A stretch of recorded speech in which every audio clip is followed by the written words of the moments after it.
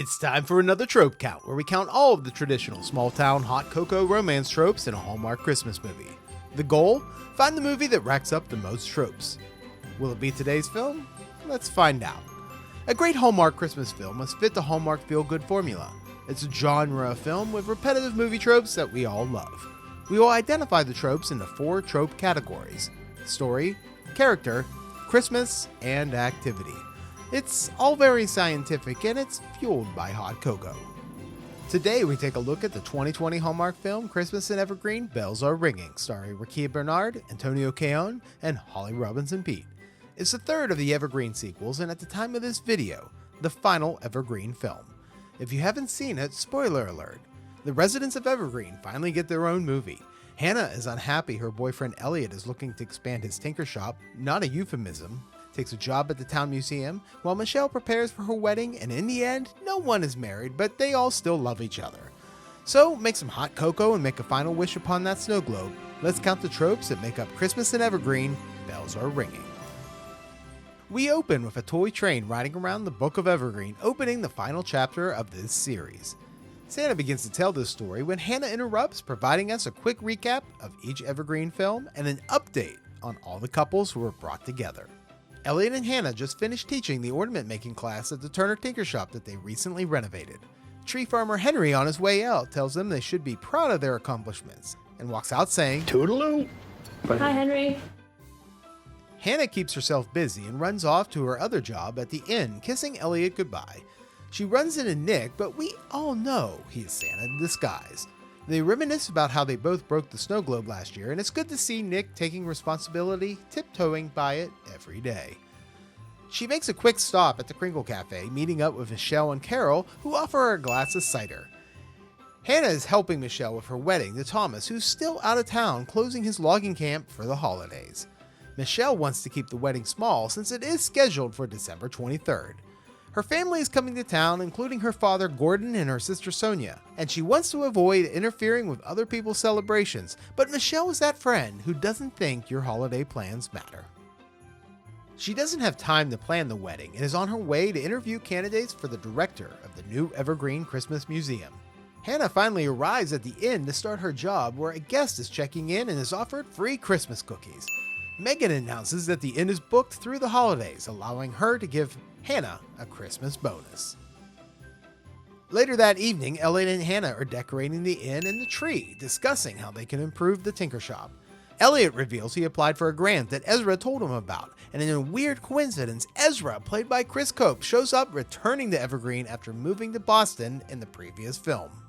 We find out from Ezra that the job and his relationship with Oliver just didn't work out. He then spills a secret that Elliot wants to use the grant award to open a second location in Boston, which shocks Hannah. Ezra feels the tension, becomes uncomfortable, and walks away. Trying to soften the blow, Elliot tells Hannah that he plans to make the second shop bigger with more services, including retail, allowing the artists to sell their creations in the Evergreen style. She's concerned he would need to move away to open in Boston, but Elliot feels constrained and knows he can accomplish more. The next day, Hannah sees Allie decorating the Christmas tree outside the Kringle Cafe. Allie is played by Ashley Williams and is not alone. Zoe, played by Jada Lily Miller, returns to the series. We haven't seen Jada since the first Evergreen film and allow us to count 2 cameo Hallmark star tropes. Where's Ryan? Hannah asks where Ryan is, and Allie tells her that they flew in early to surprise her parents, and there just wasn't enough money in the film's budget to bring back Teddy Sears. Zoe, who is wearing a beret, loves Paris, but it's just not Evergreen. I think the travel brochures even say that. Allie and Zoe notice that David is working at the cafe and says it's the rite of passage for all teenagers to either get their first job at the cafe or at the tree farm. Seeing cheap labor, Hannah offers Zoe a job knitting hats to sell at Daisy's store. She's only in town for 2 weeks, but she accepts the new job at Christmas. Carol and Joe pull up in the red truck, greeting their daughter and step-grandchild. All Carol wished was to have her family back for Christmas. After a quick choir practice, Hannah is walking home and stops at the museum to look around. Michelle comes over to discuss how difficult it is to finish the museum while she's planning a wedding. She's having a hard time finding a museum director and is looking for suggestions. Luckily, Hannah has a suggestion. That night, Hannah, David, and Elliot are going to the movie night with hot cocoa that David made. Hannah tells Elliot she had a good day and got a new job as the museum director. Elliot is proud, kisses her, and they go and enjoy the movie with David's unbelievable snacks. The next day, Michelle gives Hannah some history about the museum and how it used to be the town hat factory closing 30 years ago. We learn about Hiram Cooper, the founder of the factory, whose children donated the building to the town. Suddenly, Michelle's sister Sonia arrives and declares that Evergreen is too cold. It's cold. Well, welcome to Evergreen. Sonia and Michelle go to the Kringle Cafe and David serves them cocoa. This kid is obsessed with making cocoa. Michelle puts a candy cane in Sonia's hot chocolate and she looks pissed. She doesn't like peppermint and she isn't too thrilled to be in this Christmas-loving town that's trapped in a Christmas snow globe. After a long day, Hannah arrives home and discovers that Elliot made dinner hours ago. She apologizes for losing track of time, and just as they are about to get intimate with each other, they decide to do what else but build a gingerbread house. At the tree farm, Henry saved the best tree for Elliot and Hannah, and he casually mentions that Kevin and Lisa are up north this year, which means no cameos from Mark Declan and Joe Wagner. Michelle and Hannah tell Henry that he won't be alone on Christmas. Henry tells Michelle that the barn is all ready for her rehearsal dinner. Michelle FaceTimes with Thomas. She's concerned he will get stuck and won't make it back to Evergreen for the wedding. He then reminds her to ask her sister about her dad and why he makes excuses about coming to the wedding, and then they begin to fight with wrapping paper. Michelle threatens Sonia with glitter and she tells her all about the falling out she had with their father. Hannah and Elliot decorate the tree they got at the farm at the museum. Elliot removes the photograph of the hat factory founder Hiram Cooper and decides to recreate the mural that used to be on the back of the Kringle Cafe in its place. Suddenly, a man enters the museum, looks around and becomes agitated that the hat factory is being changed. He's looking for the Cooper sisters, but Hannah hasn't seen them. The agitated man is Jeb Cooper. He is the brother of the Cooper twin sisters and is upset that they handed over the factory to the town without his permission. His sisters remind him that he hasn't been around or cared about the property, but Jeb is going to the town council to lodge a complaint. As they leave, Elliot and Hannah have memories of making snow angels and throwing snowballs. Elliot then throws a snowball, causing them to have some winter fun as they hold hands and laugh and make more snow angels. Carol then delivers copies of her new book, Visiting the Cooper Sisters, and has memories of taking piano lessons with them and playing the Christmas bells. We then get a music montage of baking cookies. Sonia asks David if they do this every year, and he says yes, it's a tradition. We then get a gratuitous product placement of Nestle Toll House. Seriously, who holds the bag this way when they are baking? Nestle Toll House. Elliot gets a phone call learning he was awarded the grant from the foundation to open a second Tinker Shop. She hugs him and she says congrats, but she's upset that this may take him away from Evergreen. Elliot arrives at the museum to discuss with Hannah the news of opening another store. The store's going to be modeled in the Evergreen lifestyle and be the flagship store in Boston. He wants her to come to Boston and be with him, but she can't. She loves Evergreen.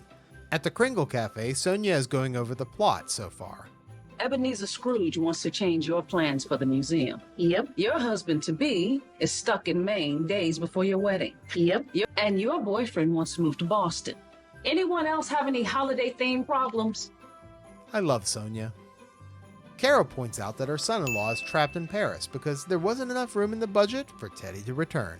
Michelle plans on canceling the rehearsal dinner and says she can help out with the museum, but Hannah doesn't want her to. It's her project. She's never had something that was hers.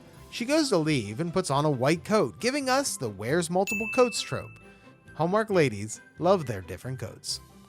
Michelle and Sonia's dad arrive at the Kringle Cafe, and he brought his lady friend Bee, and for some reason, Sonia isn't thrilled with her. Michelle is talking to Thomas on the phone, and the forecast doesn't look good, and he doesn't think he can make the wedding. The call suddenly fails, and Michelle is devastated. She has to postpone the wedding.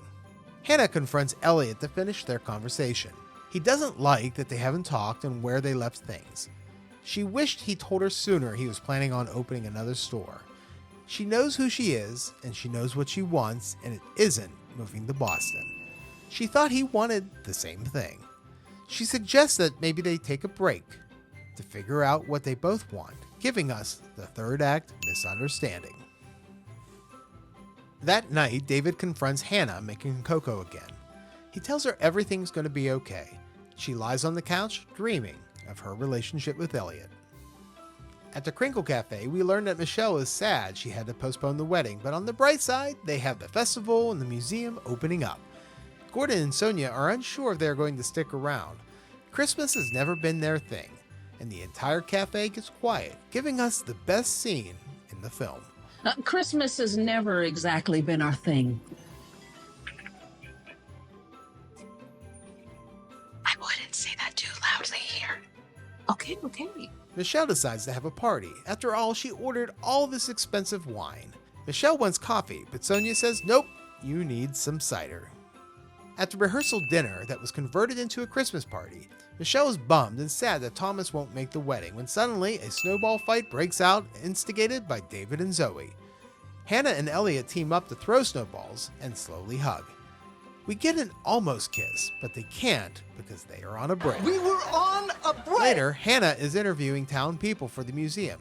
First up is Carol and Joe, then the rest of the town, and we get clips from all three of the past films giving us a number of Christmas memories. David and Hannah talk after recording the interviews. He was planning on surprising his dad and Michelle with a song at their wedding. He puts on the hat, inspiring Hannah on how to solve her Mr. Cooper problem. She hugs him and opens the closet with all the hats from the former hat factory. Hannah runs into Jeb. He's happy that the town council agreed to his demands for him to receive half the admission fees and gift shop profits. He wants to make sure the museum is up to his standards, and Hannah says to stop by tomorrow. Sonia and Michelle are watching It's a Wonderful Life. Sonia has so many questions as to why Uncle Billy has so many animals. There's a squirrel and a crow, but Michelle cuts her off. It's a Christmas movie. There's always going to be eccentric characters. When Michelle steps away, Sonia waves out the door, and we see the choir bring fake white trees to the deck. When Michelle comes back downstairs, David is playing the first Noel on the piano. He takes her outside where Hannah has champagne and a big screen so Michelle can talk to Thomas. Thomas then reads off a sneak peek of his vows he would have said at the wedding, and they share how much they mean to each other. Thomas promises to be home as soon as he can. Happy non-wedding day as they drink champagne. Missing Elliot, Hannah then goes to the church where he's playing the piano. She sits next to him and joins him in the song. They touch hands and we get an early kiss. They are no longer on a break. We were on a break! The next day at the Kringle Cafe, Allie loans the truck to Hannah to drive Jeb Cooper to the train station. She worked too hard on the museum not to allow Jeb Cooper to shut it down. Carol gives Hannah her mom's cherry strudel recipe to help convince Mr. Cooper to sign off on the museum. On the way out, Hannah picks up the snow globe and makes a Christmas wish to not allow the museum to close. She runs into Nick, who gives her advice that all her wishes will be granted. Michelle then gives Sonia hot cocoa and gives her a candy cane while Sonia is watching It's a Wonderful Life again, because it's always on. She doesn't understand the choices the character makes, but it's soothing. Michelle says she is being rough on Bea, and she reminds her that her mom always wanted them to be happy, including their father. Bea comes over and says she doesn't understand why Jimmy Stewart's character just doesn't leave town. Sonia and Bea bond over the movie as Michelle and Gordon look on. Hannah shows Jeb how the museum will honor Evergreen's history, a tribute to his family with the different hats that were made over the years. He thinks she is trying to shame her and becomes upset about the display and threatens to shut the entire museum down. She tells him that he's holding on to the past and doesn't have to. The town doesn't blame him for the factory's closure. He doesn't care and he's ready to leave. Hannah begins to drive him to the station when the truck breaks down. Luckily, Nick, or Santa, shows up and he offers to help and opens up the hood. Jeb goes back to the museum to get a toolbox to help fix the broken truck when he sees the interview his sisters gave about his family, and just like that, the Grinch's heart grew 3 sizes that day. He returns to the truck as the sisters drive up. He apologizes, hugs his sisters, and signs off on the contract that Santa just happened to have because of Christmas magic. Santa then just disappears.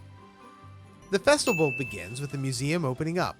Everybody is enjoying the decor and exhibits, and with Hannah telling Jeb he can give tours of the museum if he's interested. As we wrap up the movie, we get a surprise announcement that Allie, she's pregnant. And Ezra and Hannah are looking at the mural when she finds a present from Elliot. She opens it up to find a small glove with a snowball ornament of the exact glove that she has on. Elliot tells her how much he feels about her, and she's going to stay in Evergreen and just travel to Boston once in a while. He's ready to give this a try with her as we get a final kiss in front of the Christmas gazebo. The film ends and we get an interview with them as we join the family on Christmas Day with gratuitous product placement of Hallmark wine and closing the book on Evergreen. So how many tropes are in the final Christmas in Evergreen film? Well, let's count them. Looking at the numbers, the film where the reliable residents of Evergreen finally get their turn as the stars of this film, don't get married because of the bad storms we don't see, almost break up because they want a career, almost loses the museum because they don't secure all the signatures of the building's owners, stops talking to their family because of this white lady, works too hard and does too much instead because she can't say no, relatable, doesn't include these Evergreen residents and visitors because of budgetary reasons, and doesn't give these characters any real story arc because they were already in love at the end. If we add up the different categories, Christmas in Evergreen, Bells Are Ringing has a total of 44 tropes. The final Christmas in Evergreen film was pointless. After 4 movies, the characters of Hannah and Michelle deserved better. The film continued the story of Hannah and Elliot along with Michelle and Thomas, but did nothing to finish their journey. They started in a relationship and ended up still in a relationship. The movie is called Bells Are Ringing, hinting that we are about to get at least one wedding. I'm happy that Rukiya Bernard, Antonio Cayonne, and Holly Robinson Peete finally get their film of their own, but this film is not what fans of the franchise got or deserved. It was good to see Ashley Williams and Jada Lily Miller as Zoe return for this film, but Teddy Sears once again did not return. Neither did Jill Wagner, Mark Devlin, Paul Green, or Maggie Lawson. This film came out in 2020, and at the time when COVID-19 made things difficult for productions, it's understandable that they didn't get everybody back. But this was the last Christmas in Evergreen film, and it just ended on a bummer. Filled with numerous tropes of Christmas memories and hot cocoa drinking, the final Evergreen film is surprisingly lacking dead family members and Christmas traditions. Did I miss any tropes? If so, tell me in the comments below. Christmas in Evergreen, Bells Are Ringing has 44 tropes, 3 more than Christmas in Evergreen 2, but nowhere near the amount of the first film. Will the next film rank higher? We will see with the next trope count as we count the tropes in the 2022 Paul Campbell, Andrew Walker, and Tyler Hines Hallmark film, 3 Wise Men and a Baby. How will that movie rank? Click on the subscribe button to be alerted to when that episode is released if you want to find out. I'm the Christmas aficionado, and remember, stay off the naughty list. It's a Christmas movie. They're going to be eccentric characters. We broke it, and I'll disagree with anyone who says otherwise. I've never had one thing that I could sacrifice the others for. We would have stolen a snowmobile. We've been full since Thanksgiving. Being overly nice is not going to get you anywhere. Are you flirting with me? Like I'm only what I am because of where I am. But? No but. Toodaloo? It's my way of touching all the same things that they touched. This Christmas angel fell out of the sky just for me. Remember where all that rushing about landed us? I mean, I'm sure we can come to some sort of agreement. I don't know what's going on with him, but there's something he's not telling me. The key for me is keeping it small. Are you sure it's not a little too small? I want to see it. Come on. I'm actually starting to think a little bigger. Yeah, everybody loves it. With Henry helping out, it feels a little bit cramped. Bigger than I thought it'd be.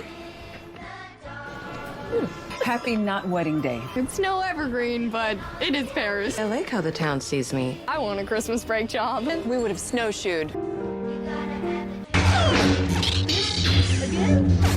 You know when we were young and we used to make cards for Mom and Dad? Is that what you decided to do to shame me? No. Well, I don't know. And somehow, the glitter will just end up all in my hair. Nobody can figure out why. What are you doing here? Someone had to carry on the Turner name. No, not glitter. Glitter never goes away. Place practically famed for its magical snow globe. So many trinkets. I think you'll find you're wrong. I'll consider it. About the Evergreen lifestyle.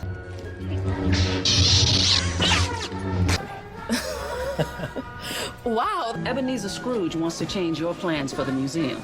Michelle, I'd like you to meet B. So, that's B. Something about a sweater. You say yes to everything. You're up here at like 12 ladies piping, and I need you to be down here around 4 hens of birding. I still have nightmares about breaking the snow globe. How was your day? Oh, exhausting. Really? Because you seem... Exhausted in a good way. Oh. The way that's kind of exhilarating. Oh, absolutely. Look what Santa brought you. I recognize the handiwork. Very cute.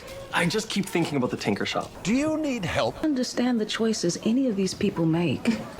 Gotta be kidding me.